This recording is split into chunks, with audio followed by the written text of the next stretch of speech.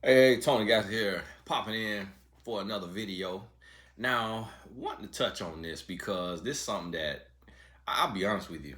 A lot of times I forget to talk about marriage because I'm married. And so I'm married and I'm living it and I'm doing it and I forget to talk about it. You know, when you're working, you don't talk.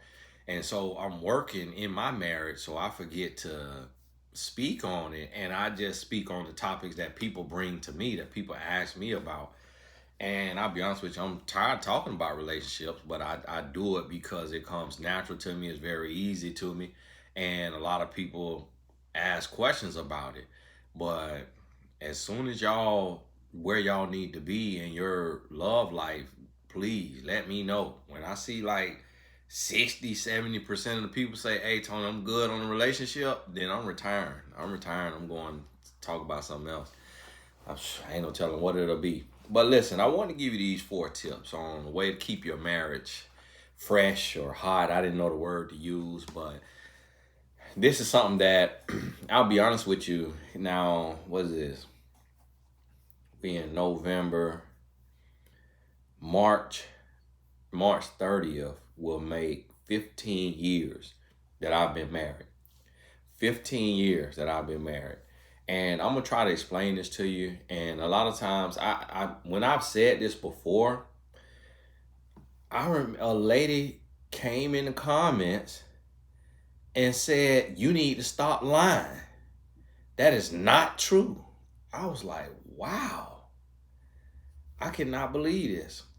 But when me and my wife go on a date, I still get the butterflies. Like I still feel like I'm going on a date with a girl in high school. Like I still feel like you get that feeling like nervous, like you wanna look good, you hoping your outfit come together right, and it just I'm too old now. I don't have a homeboy I could call, but hey man, what you think about that outfit?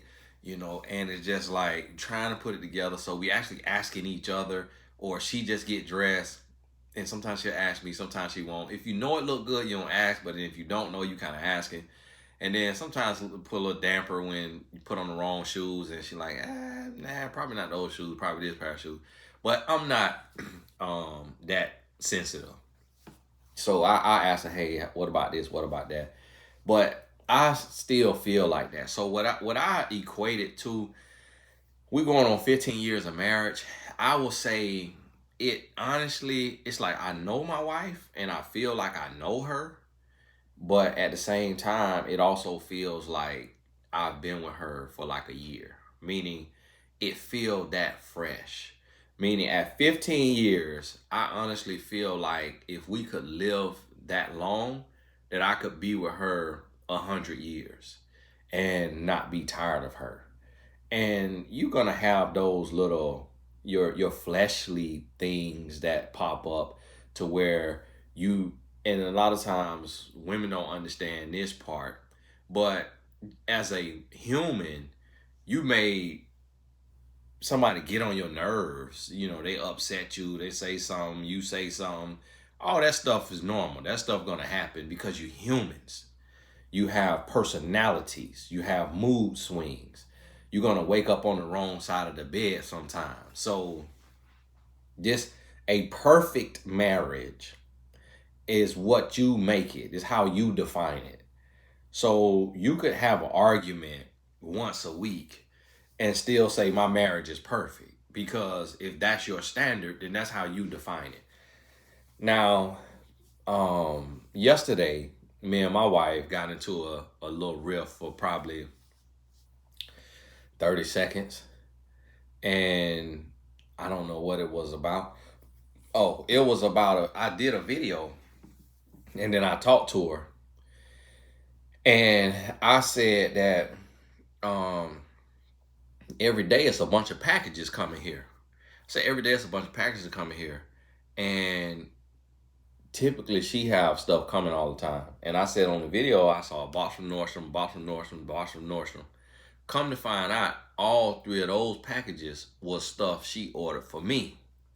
So there I felt stupid because I'm wanting to look at these packages at the door and catch me an attitude and I want to go on the narrative of all you do is shop, and what else is you doing other than shopping? I want to go on that narrative, but then the stuff is for me.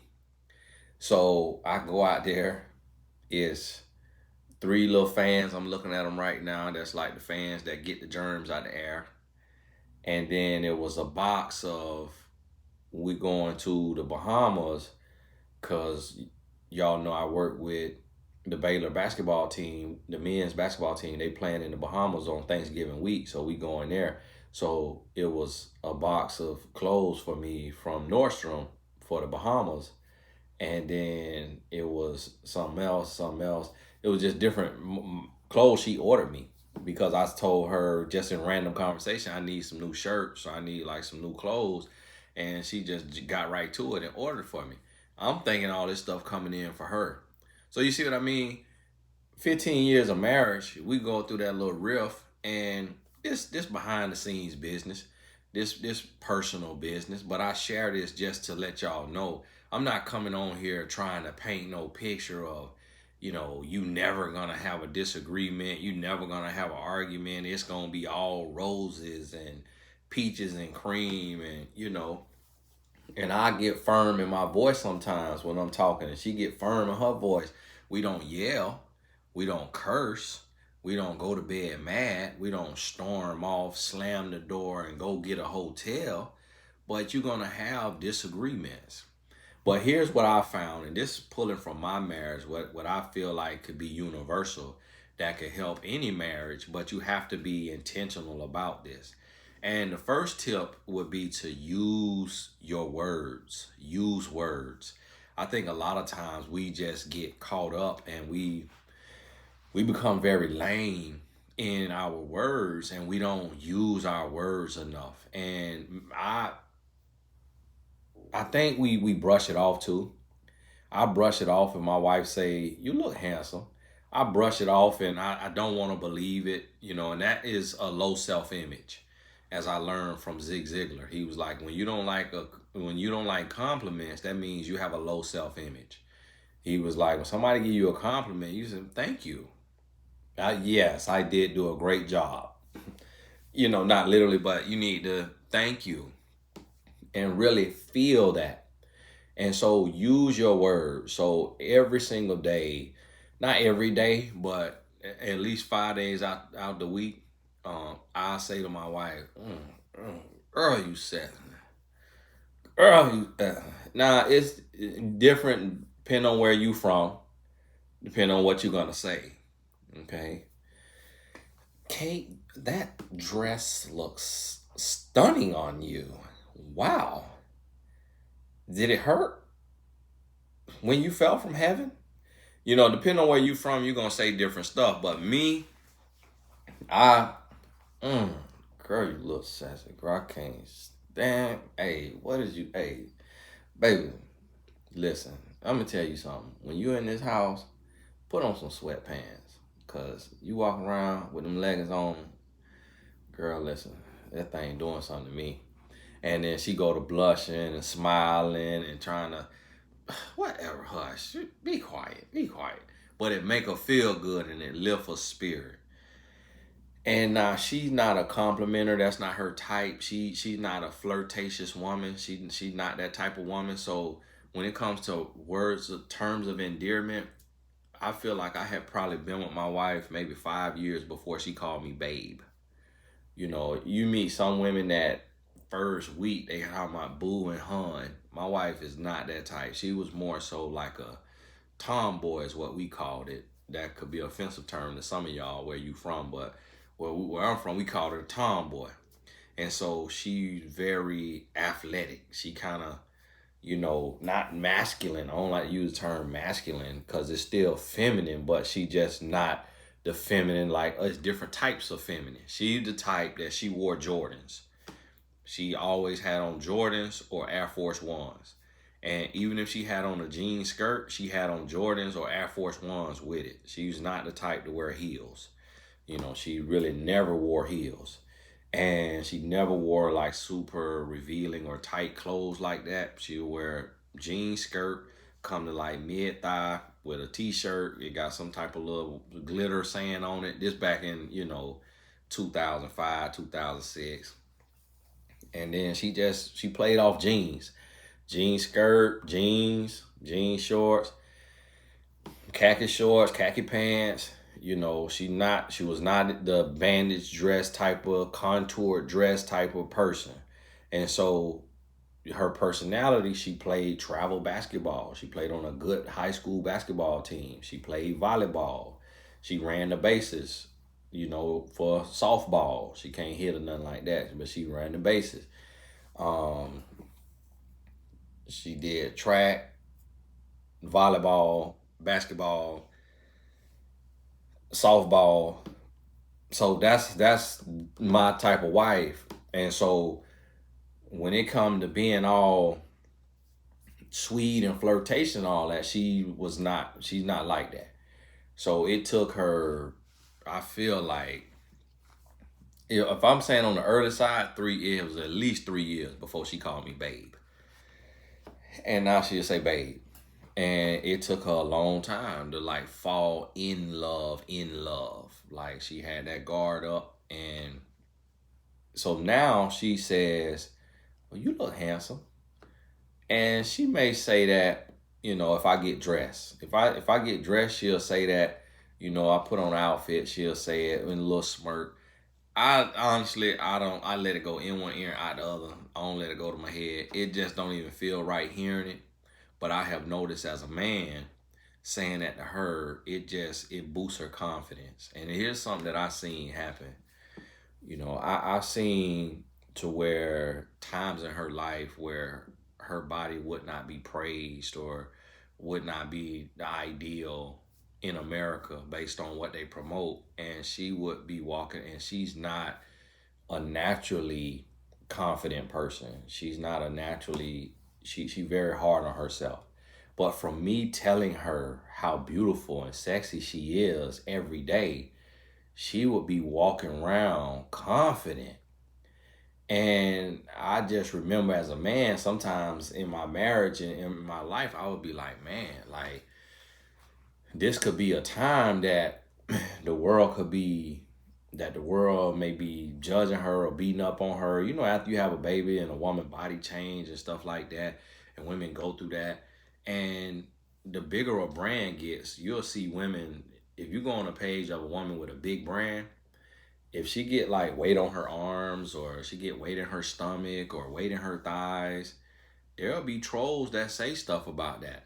And my wife seen that with other women who had big brands, and that kind of scared her. And I think that's also too why she stayed behind the scenes, because she's not ready for that, for everybody to be critiquing and judging.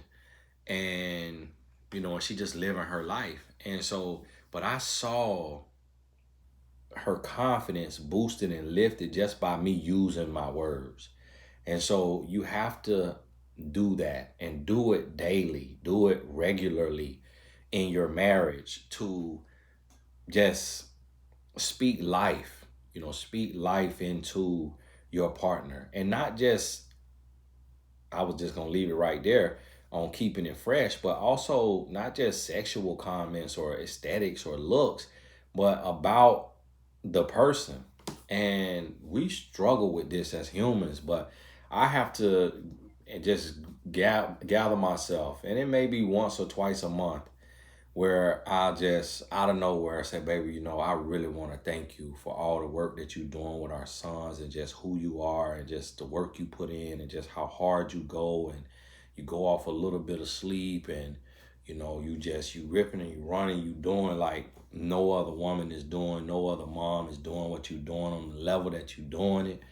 And we know several other women who don't have to work, and they still not doing it on the level that you're doing it. So you God gifted, you special at what you do. And I just appreciate you, because I would not want to have any other partner, any other wife than and I let her know. And it's kind of like,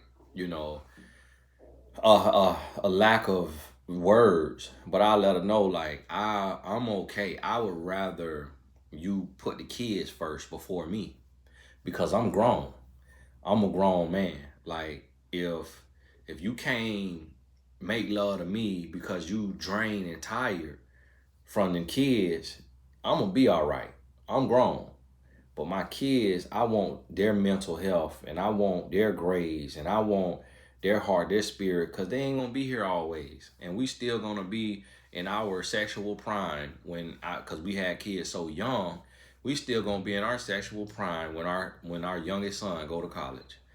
We still gonna be like bunny rabbits. And so we got time. So right now, while some nights you only get 4 or 5 hours of sleep, I'm not finna be no horny toad, no horn dog, Go on about your business, do what you got to do.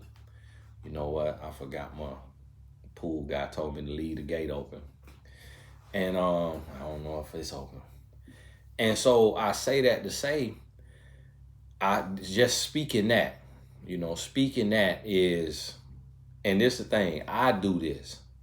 My wife doesn't actually tell me, Tony or babe, often. She'll say it on certain holidays, but again, I understand how she is. I understand her family, how they are, and they're Jamaican, and not it may not be Jamaican wide, but it's like her mom real.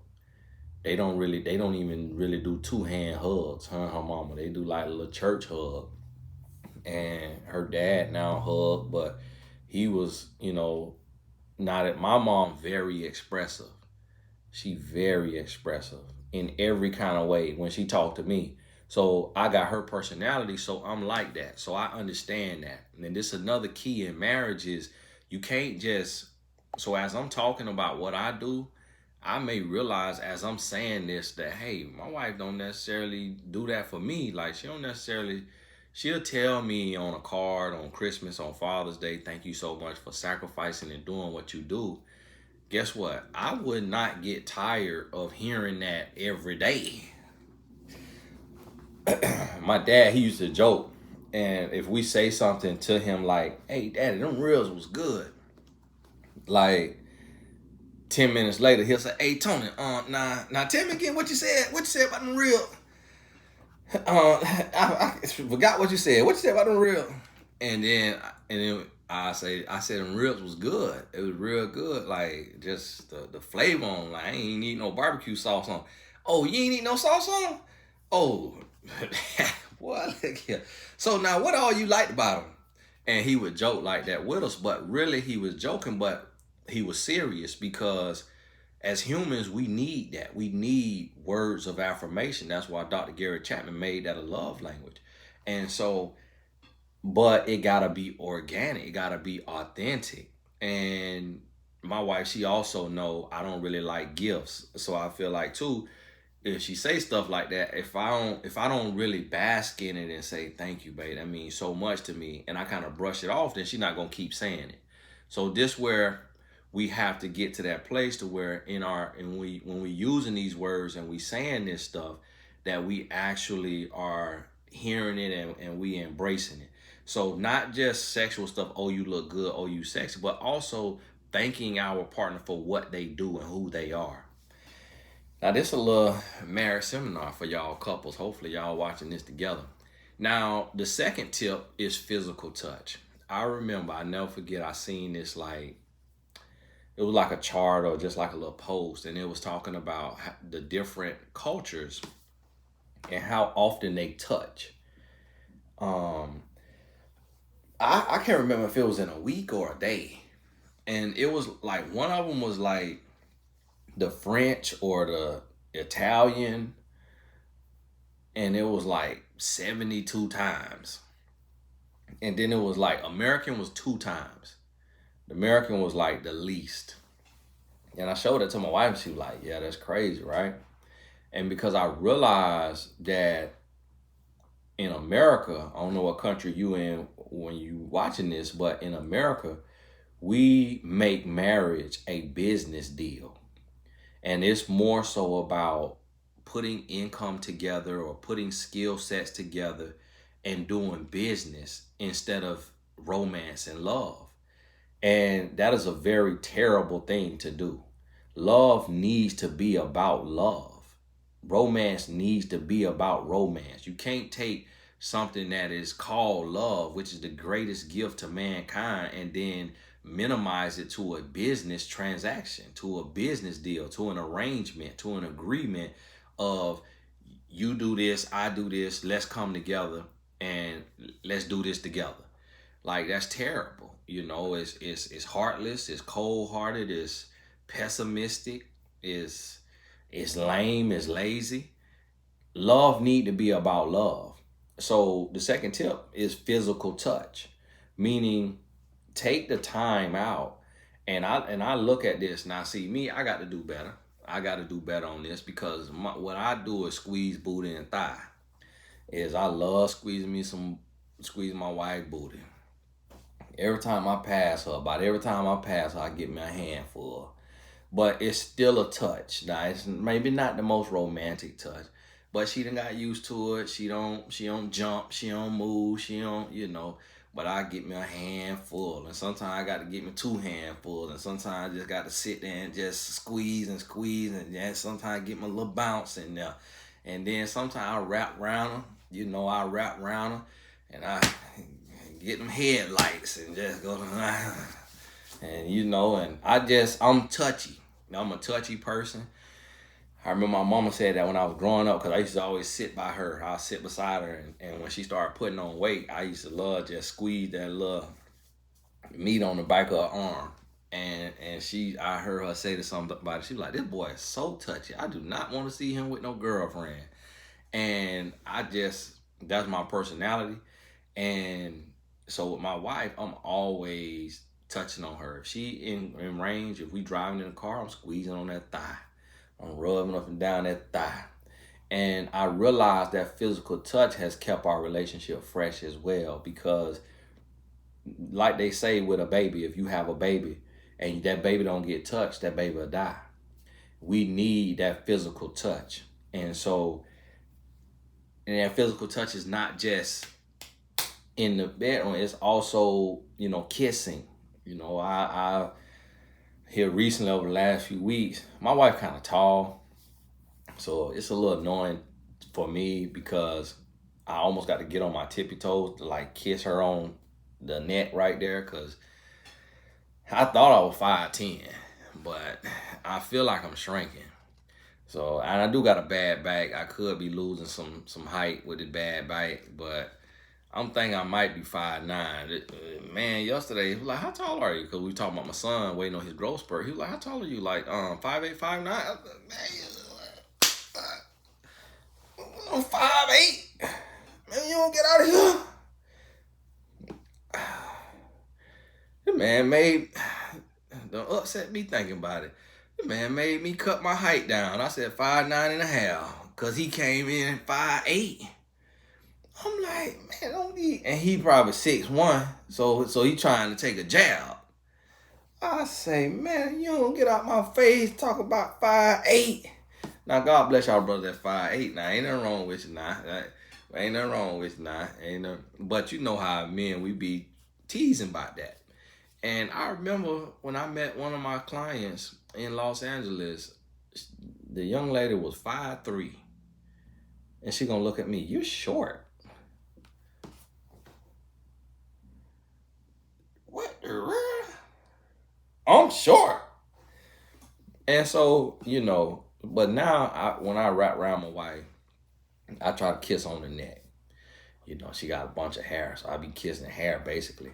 I try to kiss on the neck, try to get that tongue out there and lick on that neck a little bit and try to lick that earlobe real quick.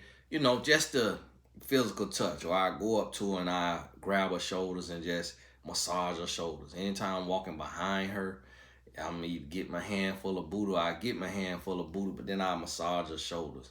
And if she got on like a regular shirt or like a tank top or something, I can rub her shoulders.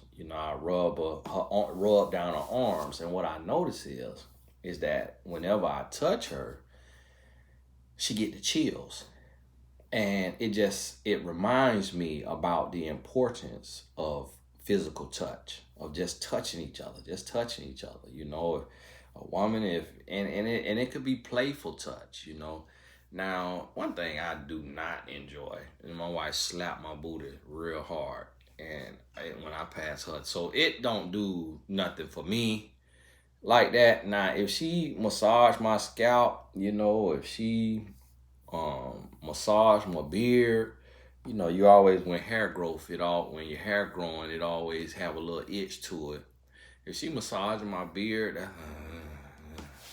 it's sensory, you see. And so that physical touch is very important, but you also have to realize the relation in your relationship, and you can express, hey, you know, I would love if you. And sometimes what I realize is my wife don't ever mind if we sitting in the bed, we both sitting up in the bed with our back on the headboard, and we looking at TV when it's like 9 o'clock or whatever, 10 o'clock, and I could lay down on her thigh and she'll massage my scalp, massage my beard. She don't mind. She'll do that, but she don't think of that herself, you know, because she not that touchy. And again, that's just her personality. That's how she is. So I have to, if I need that, I gotta ask for that. I remember years ago, we would be walking through the house, and I'd be locked in, focused, thinking about business, and we'll walk past each other, and she would get in front of me, and she would kind of lean. She's like, "Can you hug me? Jeez." And she would always do that, and I hated that. And really, why I hated it, because it was pointing out a inadequacy when she was right. I should be thinking to hug her more, to touch her more. And so now I learned after her doing that 100 times, and I got mad at her a few times. Like, listen, if you need a hug, just ask for a hug. I don't need a hug. I ain't thinking about a hug. But then I realized, Tony, no, that's your job. You need to be thinking about that. If she need that, you need to be thinking about that. And so she like a hug and stuff, and I have to be mindful of that. But she not the type to necessarily just come do it. And again, that comes from being raised no boys. She could not date. Boys couldn't call her phone all through high school. When she dated, she had to sneak, and just at school might hold hands, might give a little hug, or I don't know if they did a peck on the lips, or say you going to this game, but meet your person at the movie theater and try to lie to your parent, to your mama. She wasn't allowed to date. So being that boys was off limits, whereas a lot of kids, a lot of girls can have a little boyfriend at 13 years old, 10 years old, 12 years old, and their parents just think, oh, just cute puppy love, we don't care.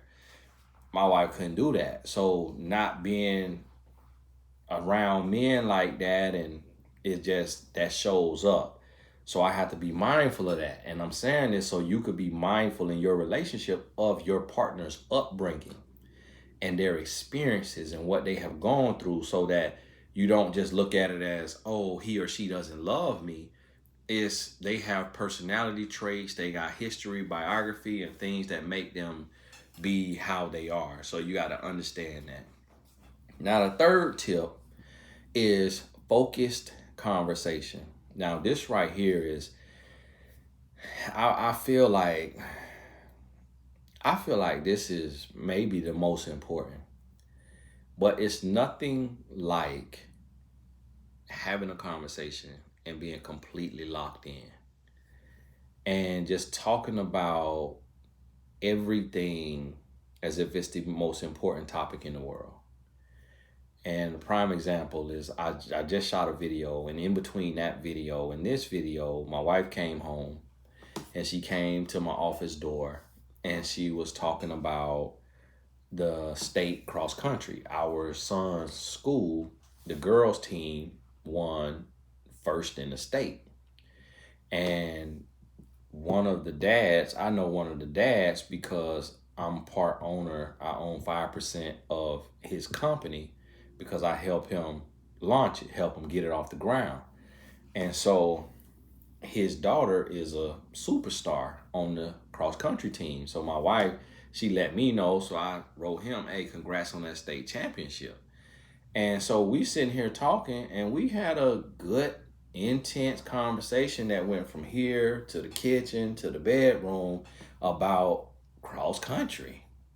And so we talking about this. What is this?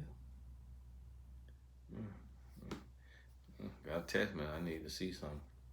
So we talking about this, and we sitting there and just having this conversation. And I realized just that 20, 30 minutes is just bonding.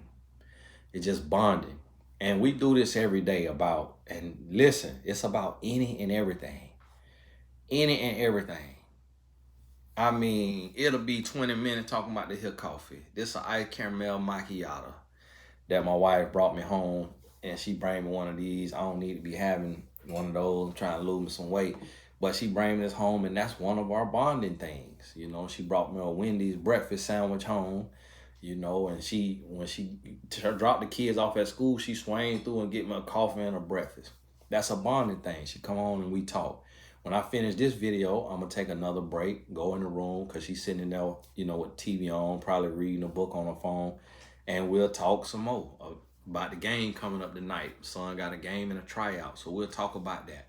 Focused conversation every day. You need to have at least 30 minutes to an hour of conversation talking to your partner about something, about your day or their day, and you need to be locked in. You need to be listening, because the more we express, the more we fall in love. I think I learned that from a Fred Hammond gospel song. And it's real. And it strengthens you. See, so often we talk at each other, we talk around each other, we talk to other people, and we don't really sit and just dig deep into a conversation like this person is a new person that we getting to know. And we start to talk to the person like they trash and like we already know them and it ain't important and all this and that, when you really got to lock in and have a deep conversation. So we'll talk 20 minutes about the NBA, the NFL, politics, celebrity stuff, whatever pop up that day, we go into a conversation on it. And we hitting different angles, and we polar opposites. So her brain gonna think totally different than mine. So we both able to just boom, boom, angles. You see what I'm saying? And so that right there, it keeps us young. It keep the relationship fresh. And that's the thing that I have learned that has been a huge benefit to keeping a marriage fresh. And so you gotta do that. And don't get used to your partner, to your spouse, and spend all your time talking to your mama and talking to your daddy, your best friend, your sibling. Give that good conversation to your spouse, and stop giving it to your friends and family, and tell your spouse first, and exhaust it fully with your spouse, and then you give a little extra and a little run over conversation to your friends and family. What we do, not us in general, but I mean people, is we give all the good juicy details to our best friend or to our closest family member, and then we come regurgitate it, a little watered down version, to our spouse. That's what I notice a lot of humans do. A lot of couples have a best friend that's outside, that's other than their spouse. Your best friend need to be your spouse. You need to be able to talk to your spouse about everything. If you a woman, you need to be able to talk to your spouse about that monostat, that whatever that is. These commercials I be seeing, Vagisil, Summer E, the sports plex tampons or whatever, man, pads, and how that pad holds so much. All that. You need to be able to talk to your partner about that. You got diarrhea, you need to be able to talk to your partner about that. And stop talking just to your best friend. And I'm going to tell you, it keep the relationship fresh. My wife, she come show me stuff, and I could feel while she talking to me, it's almost like she, like in her mind, she talking to her girlfriend, her homegirl, in her mind. And cause I'm like, because I'm thinking to myself sometimes, like, I know she do not think, I know she can't think that I am interested in this new purse that got this special color or this sweater. But she talking to me about it, and I engage in it, and I listen to her, and I learn about it, and it just, and I mention it to her, like, man, we talk about it a lot. She said, "Yeah, you my best friend," and she got friends, and she talked to them too. But the conversation may be different, or she may go over some of the same stuff. But she talked to me about everything, and I talked to her about everything. And I believe that that communication and that bond, that communication has built the bond. The conversation has built the strong bond, and it has made us best friends. So it builds such a rapport that it would destroy us to cheat. It would, because when you get so close to somebody, you don't want to hurt them. You don't want to hurt them. You don't want to see them hurt. You don't want to argue. You don't want to go through things. When you keep a person at a distance, then you don't mind hurting them. You don't mind cheating. You don't mind lying. You don't mind manipulating, deceiving, or using, because you keep them at a distance. And the fourth tip will be date nights. You got to go. Today is Friday. Me and my wife went to an NBA game on Wednesday night.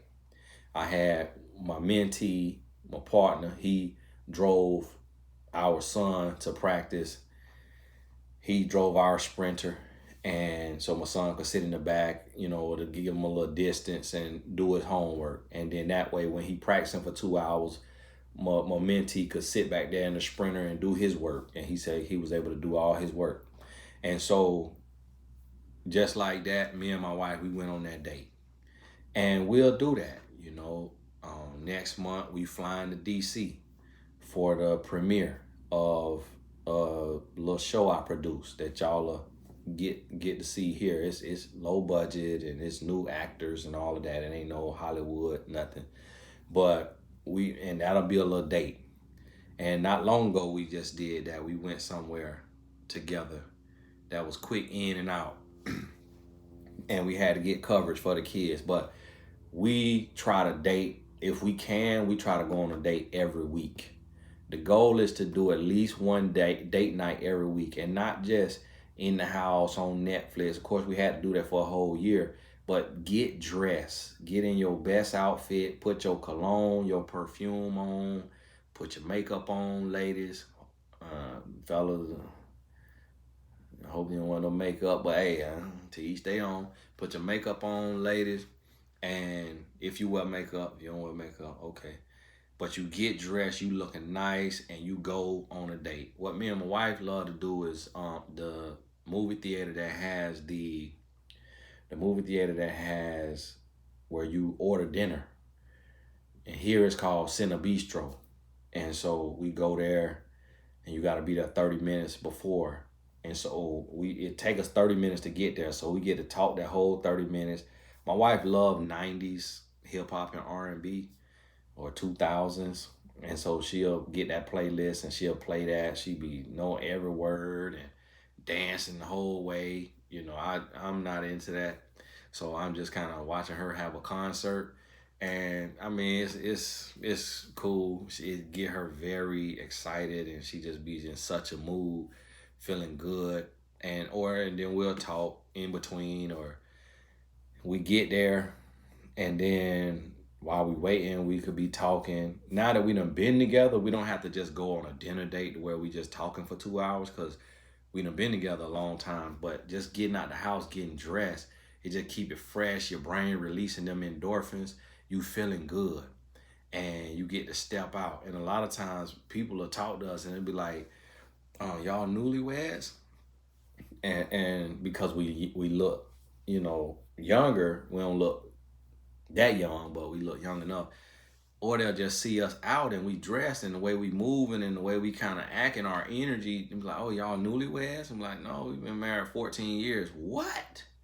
14 years? What in the world? And y'all still doing dates? Y'all look, wow, y'all look fresh. Y'all look, that's what, and I'm big on that. And that's why I keep the butterflies. I don't want to not have the butterflies. I want to feel nervous for my wife going on a date because I want to look my best for her. I want her to look at me and be like, boy, boy, what you want? Ooh.